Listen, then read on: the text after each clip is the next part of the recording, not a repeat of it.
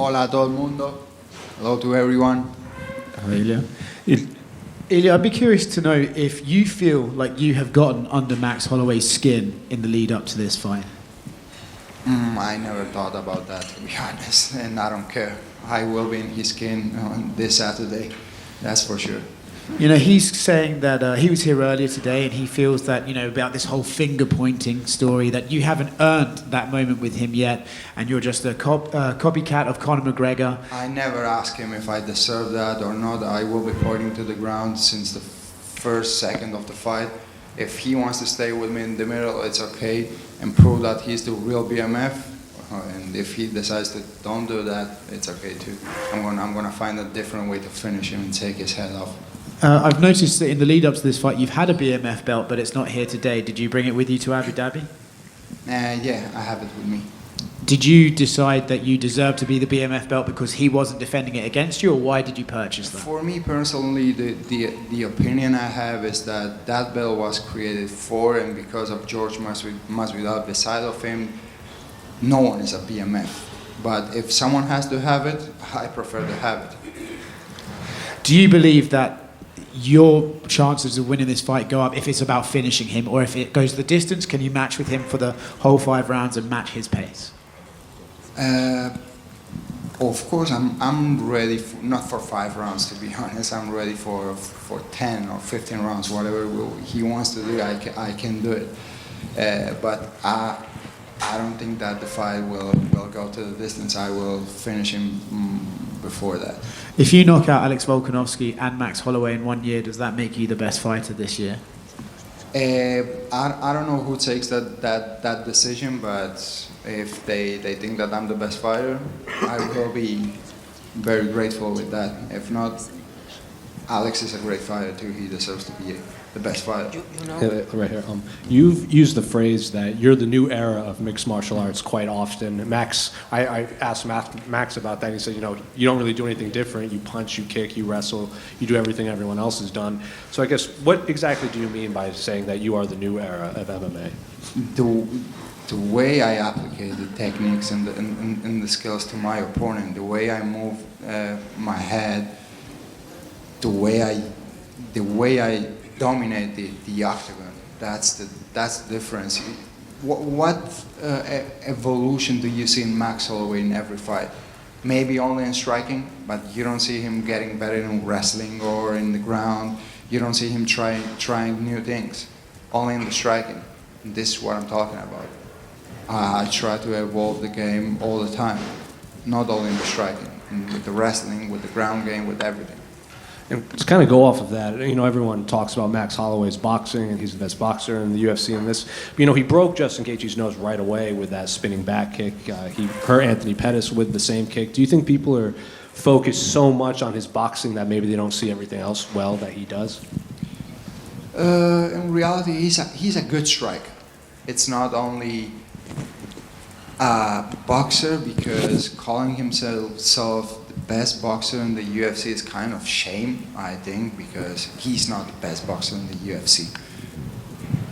But he's a good striker. He has a lot of experience. He's very patient inside the octagon. But everyone is good when they can develop their style inside the octagon, and someone is not putting the pressure on him. So on Saturday night, he's going to feel something that he never felt with any other opponents that he had in the past. The pressure he's going to feel with me, it's going to be completely different. So would you say you're the best boxer in the UFC? I don't like to take credits from anyone in the UFC, because we have a lot of great fighters, and let's the people to decide that, right? Let's the people to call you the best boxer in the UFC. And last one for me, Diego Lopez is weighing in as the backup. You know, you've said respectful things about him. He said respectful things about you. Have you run into him at all in the hotel? No, I didn't see him, but he seems to be a good guy. You defeated one of the greatest featherweights in history, Alex Volkanovski. Now you're fighting Max Holloway, another one of the greatest featherweights. If you defeat him, do you feel like there is no more challenge left for you at featherweight, and perhaps you want to fight Islam Makhachev next? What's it for you? Before I used to make more predictions about that, and I want to fight this one or that, but at the end of the day, I want to do my job, which is to show up and fight, and we'll see what the UFC wants me to do. If they call me and they want me to move up to the lightweight division, I will be okay with that, to move up and be the first one to submit Islam. And if they want me to keep defending that belt in the featherweight division, I will be okay with that too. So let's leave that decision to the UFC. Where do you feel should your next fight be? You mentioned Spain, Santiago Bernabeu. Is that where you want to defend your title next? Oh yeah, for sure. It has to be in Madrid. Thank you. Madloba. Here. A lot of fighters are reluctant to speak out about their goals, what they want to do in these fights, and you've said it all. You want to be 3-division champion, you're going to knock out Max in the first round, all these things. Where does that confidence come from, and why are you not maybe as reluctant as some other fighters to speak about what you feel is going to happen? They ask me what I want to achieve in the UFC and what was my if I could like dream big. So my answer was I want to become a UFC 3 weight class world champion. And what makes me be so confident? The hard work I'm putting in and to know what I'm able to do inside that octagon. Alexander Volkanovski, I know you had an interaction with him yesterday. Does that kind of go how you thought it would be? You guys were respectful, you'd shake hands? I always respect Volk, always. Before the fight, after the fight, there was nothing personal. I was only fighting for my dreams. And this is the same thing what's happening this Saturday with Max. I have all the respect for him. He's a great fighter. He has achieved many great things in the sport. You can't take the credit from him. So I have learned many, many things from him. He called me a fan. Yeah, I followed his career. I've been a fan. How can you not be a fan of Max Holloway, right? So he's been a great example for me, but now it's my time to be that example for the new generation. Yeah, and I spoke to Volk last night, and he said in his perfect world, you would win this fight and fight him in Australia at UFC 312, but he said he wasn't so sure you would do that, so he wants Max to win because he thinks he would be more willing to fight in Australia. What do you think of that? Listen, if that makes him feel happy, that thinking that maybe I would go to Australia, that's okay, but in myself, that's never going to happen. I'm the champion, and if you want to fight for the title again, it has to be in Madrid instead of fighting in Australia in front of you people. Why I would give you that advantage? You are fighting in Abu Dhabi. It's too close to the Spain, too close to the Georgia, and the fans from Georgia and Spain will be here cheer for you for the whole time. What it means for you to fight in front of your people from Georgia and Spain? Well, it means a lot to be honest. I'm very used to fight in the enemy's territory. This is the first time that I feel that maybe I'm not in my territory, but we are in a neutral territory, which is amazing. A lot of Georgians and Spanish people will be able to come and support me, and they are doing that, and I feel very grateful with that fact and very happy to be able to shine in front of all my people. And also to speak about, you mentioned the enemy's territory. This looks like a little bit enemy's territory because of the last couple of weeks you spoke with Islam and all the fighters from Dagestan who likes to fight here. Is it like a little bit of pressure or it's a bit motivation for you to fight in front of them there? Not at all. No, man. This is not their territory. They are not from here. They are Russians. So I don't feel any pressure because of that. How hard is it to fight and for your dreams from such a country like Georgia, which struggled many times in the last couple of 30 years? It's very hard. It's very hard, but it's not impossible. Everything is possible in this life. It doesn't matter where you come from if you know where you're going, right? You have to have that positive mentality always. Because I always used to say like this, both fear and faith demand you to believe in something that you never saw, and you have to choose to believe in what you want to believe. I always choose to believe in things that make me feel happy. Shane, you say that you were a Max Holloway fan when you were young and watching him while growing up and becoming the professional fighter. What kind of difference you see from Max, for example, 5, 6 years ago and Max today? That's the thing. I don't see any difference. He's the same Max Holloway that we have seen since, I don't know, 2020. Since I made my UFC debut, he's the same one. Good striker, very patient in the octagon, but that's it. I didn't see any evolution in his game. Ilia, para España, ¿qué tal? ¿Cómo vas? ¿Todo bien? Muy bien, muy bien. Un poco me cuesta estos cambios, pero de inglés, georgiano, español. Acaba de decir Max Holloway que eres un copión de McGregor, que le has robado sus tatuajes, su aura. Es un mequetrefe. Ya no sabe. ¿Por qué no habla de lo que se tiene que hablar? Que es de la pelea. Porque no ve ninguna falla en mí. No sabe de dónde cogerse, sabe que soy mucho mejor que él y ahora tiene que ir a algo como el mismo Conor, ¿no? Diciendo que yo no era español, es que como no tengo ninguna falla en mi estilo y como peleador soy mucho mejor que ellos, van a eso, pero realmente que se presente el sábado por la noche y le cierro esa boca.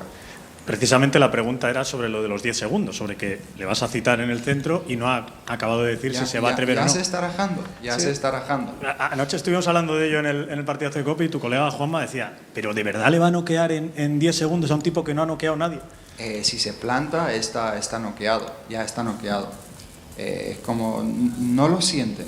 Si yo fuera otro tipo de peleador, si yo fuera Jair Rodríguez o Brian Ortega, él diría, claro que sí, me planto aquí en los primeros 10 segundos, me da igual. Y está diciendo, no, yo estoy corriendo un gran riesgo, pero ¿qué riesgo estás corriendo? Lo único que te hace relevante es el BMF que tienes, que ni siquiera lo pones en juego. Yo soy el que está poniendo en riesgo las cosas, yo soy el que está poniendo este cinturón en el medio. Entonces el que verdaderamente está corriendo el riesgo soy yo. Pero aún así no lo quiere hacer. ¿Por qué? Bueno, pregúnteselo a él, algo que a alguno le acerque papel ahora en su habitación. Y sabes que la pelea es justo después del Madrid-Barça. ¿Qué le dices a la afición española, a todos nuestros oyentes? ¿Qué tienen que hacer nada más terminar ese clásico que es tan importante en nuestro país? Primero, antes de decir qué es lo que tienen que hacer, lo que he estado diciendo es a ver si me he equivocado y en vez de tener que noquear a Max Holloway, tengo que noquear al responsable de quien puso ese partido en la misma hora, el mismo día que mi combate, cuando eso se sabía hace un par de meses. Javier Tebas se llama, por si quieres. Bueno, pues vamos a por Javier Tebas, el próximo. Y a la afición española, lo siguiente. Lo que les diría es, a ver, gracias por el apoyo. Ahora, tampoco les voy a decir de que no vean el partido, vean mi pelea, que a mí me duele, ¿sabes? Que a los amantes del deporte que no le hayan dado la oportunidad de disfrutar de estos dos eventos, así que disfruten de lo que quieran y gracias por el apoyo. You mentioned that you don't consider Abu Dhabi a home territory for Islam and fighters from Dagestan because, as you said, a lot of fans from Georgia can come here, a lot of fans from Spain can come here. Do you think your fight can make a perfect case for the possible future match with Islam to be staged in Abu Dhabi? Because, as you mentioned, your fan audience can easily come here, his fan audience can easily come here as well. The thing that I want to fight with Islam doesn't mean that I have anything against the people from Dagestan. I don't have anything against anyone, you know. All the respect to all the people. And yeah, it could be a great place to make that match up between me and Islam. Abu Dhabi, it's a great place. He's going to have a lot of fans here. And I'm sure that a lot of Georgians and Spanish people will come to support me too in that fight. Yeah, thank you. Ilia. Matador. Ilia. You're one of the few. Ilia, to your left. Sorry. You're one of the fewest fighters that does everything that he says. What's the secret to this? Is it just confidence? Is it a mixture between confidence and training? How are you able to do everything that you say? To prepare yourself for what you're saying, right? I just trust myself. I know the preparation I have for everything I have in front, and my confidence comes from that, from the preparation. Does it put more pressure on you the more you win? Because, as you know, the more you win, you fight with... Not at all, because many people think that I'm trash talking, but I'm only saying the truth. I'm saying what I really feel inside myself. Are you going to watch the Clásico this Saturday? I can't, because it's going to be in the same time as my fight. What's the prediction for the score? 3-1 For Real Madrid. Ala Madrid. Gracias por todo. Good luck. Man, thank you. Matador, lo curioso que es la vida, ¿no? Hace 4 años debutabas aquí en Abu Dhabi ante Youssef Zalal con corto aviso y hoy 4 años más tarde defiendes tu título ante una leyenda. ¿Qué sientes con todo lo que ha pasado en toda esta exitosa carrera que tú tienes? No, me siento súper bien, súper emocionado de el hecho de haber hecho mi debut. Lo hablaba justo con el equipo la última noche, el hecho de haber hecho mi debut aquí y ahora tener mi primera defensa del título es algo increíble, ¿no? De hacia dónde la vida te va conduciendo cuando vas trabajando y confiando en todo el proceso. Enfrentarme a Max Holloway, un luchador que he mencionado que he seguido su carrera desde que me introduje en el mundo de las artes marciales, y ahora compartir el octógono con él es algo que me emociona, pero es lo que te digo, una vez el octógono se cierra, me da igual el nombre, el apellido, voy a por la victoria. Y mi objetivo siempre es conseguir cosas que no mucha gente lo ha podido conseguir. Si alargamos el invicto 16-0, ¿te gustaría lo que es ir a por el siguiente cinturón, el de Islam Makhachev peso ligero, aquí de nuevo en Abu Dhabi o en Madrid? Es lo que comentaba antes. Antes solía hacer más predicciones sobre ello, pero ahora es como lo que la UFC quiera. Mi trabajo es prepararme y pelear. Si ellos me llaman y me dicen que quieren que defienda el título, eso haré, o si quieren que suba de categoría y pelear por el otro cinturón, también estaré ok con eso. Ellos saben mis deseos. Mi deseo siempre ha sido también pelear por el otro cinturón, así que veremos a ver qué es lo que el futuro nos tiene, ¿no? Okay. Ilia, por aquí Álvaro Colmenero para ABC MMA. Si logras noquear a Max Holloway, cuando logres noquear a Max Holloway, después de haber noqueado a Alexander Volkanovski, ¿en qué estatus crees que te posicionará dentro de la división a nivel histórico, a nivel legendario? A ver, yo creo que poca gente puede decir que ha noqueado a Max Holloway y a Volkanovski, ¿no? Y en un mismo año son dos peleadores icónicos de la división. Volkanovski ha barrido literalmente con toda la división, 7 peleas por el campeonato, 7 victorias.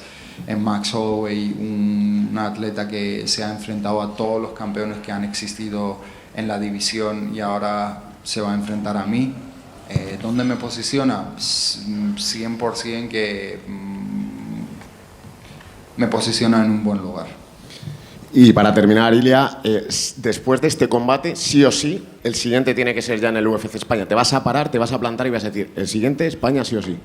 Es que lo saben, el siguiente tiene que ser en España, pero al mismo tiempo, ¿sabes qué pasa, Álvaro? Que los que entienden y saben del negocio son la gente que está detrás de que podamos disfrutar de este espectáculo, ¿sabes?